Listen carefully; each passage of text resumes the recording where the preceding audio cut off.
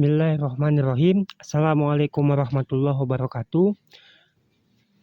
Berjumpa kembali dengan Ustadz Ansori pada mata pelajaran Pendidikan dan Kewarganegaraan untuk kelas 9. Untuk itu, marilah kita mulai pembelajaran pada hari ini dengan lafaz basmalah. Bismillahirrahmanirrahim. Selamat belajar untuk Ananda Ustadz semuanya, dan terus rajin-rajin ya dalam belajar. Kali ini Ustadz akan membahas materi tentang pokok pikiran pembukaan Undang-Undang Dasar Negara Republik Indonesia tahun 1945. Pokok pikiran pembukaan Undang-Undang Dasar Negara Republik Indonesia tahun 1945.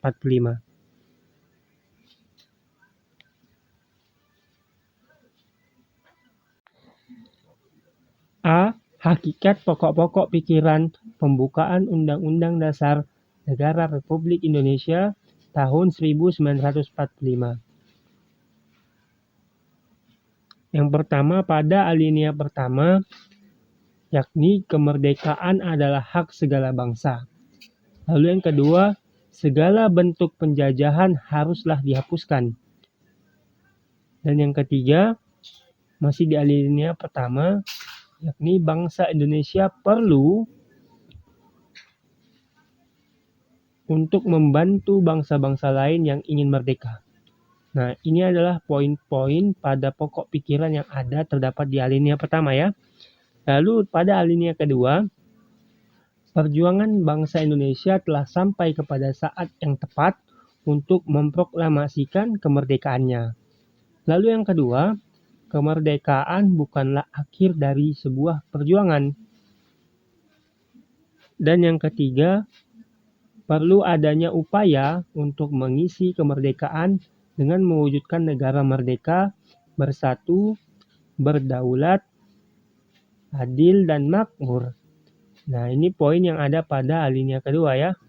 Inilah pokok-pokok pikiran yang terdapat di alinea yang kedua.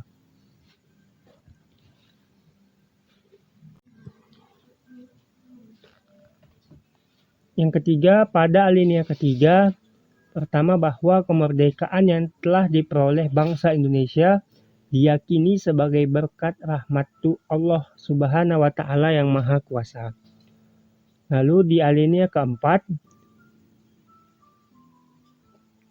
tujuan negara meliputi melindungi segenap bangsa Indonesia dan seluruh tumpah darah Indonesia, memajukan kesejahteraan umum, mencerdaskan kehidupan bangsa, dan ikut melaksanakan ketertiban dunia berdasarkan kemerdekaan dan perdamaian abadi. Lalu di poin yang kedua, pentingnya mengatur kehidupan negara dalam Undang-Undang Dasar. Lalu yang ketiga, bentuk pemerintahannya Republik. Lalu yang keempat, dasar negara Indonesia yang kemudian dikenal dengan nama Pancasila. Dasar negara Indonesia yang kemudian dikenal dengan nama Pancasila. Itu merupakan pokok pikiran yang terdapat pada alinea keempat pembukaan Undang-Undang Dasar Negara Republik Indonesia tahun 1945.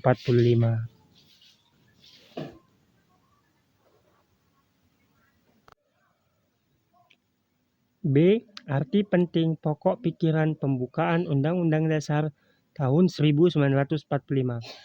Yang pertama, sebagai tertib hukum tertinggi. Sebagai tertib hukum tertinggi. Nah, pada penjelasan Undang-Undang Dasar 1945 dituliskan bahwa pokok-pokok pikiran tersebut meliputi suasana kebatinan dari Undang-Undang Dasar Negara Indonesia. Pokok pikiran inilah yang mewujudkan cita-cita hukum yang menguasai hukum dasar negara, baik hukum yang tertulis maupun hukum yang tidak tertulis. Di mana Undang-Undang Dasar ini menciptakan pokok-pokok pikiran ini dalam pasal-pasalnya. Lalu yang kedua ada memuat dasar falsafah negara. Pembukaan Undang-Undang Dasar 1945 mempresentasikan kelima sila dalam Pancasila. Kelima sila Pancasila tersebut mulai dari nilai ketuhanan, nilai kemanusiaan, nilai persatuan, nilai kerakyatan, hingga nilai keadilan sosial telah diwujudkan dalam pasal-pasal Undang-Undang Dasar 1945. Oleh karena itu, dapat dikatakan bahwa pembukaan Undang-Undang Dasar 1945 memuat dasar falsafah negara Pancasila, sehingga antara Pancasila, pembukaan Undang-Undang Dasar 1945, dan pasal-pasal dalam Undang-Undang Dasar 1945 merupakan satu kesatuan yang tidak dapat dipisahkan. Lalu yang ketiga, sebagai pokok kaidah negara yang bersifat fundamental. Pembukaan Undang-Undang Dasar Negara Republik Indonesia tahun 1945 merupakan pokok kaidah negara yang fundamental karena isinya memuat dasar-dasar pokok negara, yaitu dasar tujuan negara, ketentuan diadakannya Undang-Undang Dasar Negara, bentuk negara, dan dasar filsafat negara. Sedangkan yang terakhir yakni poin keempat, menjamin kelangsungan hidup negara Republik Indonesia. Pokok-pokok pikiran pembukaan Undang-Undang Dasar Negara Republik Indonesia tahun 1945 merupakan inspirasi spiritual atau kebatinan dalam pasal-pasal Undang-Undang Dasar 1945 dan peraturan perundang-undangan lainnya dalam rangka menyelenggarakan negara Indonesia sehingga melekat pada kelangsungan hidup negara Indonesia.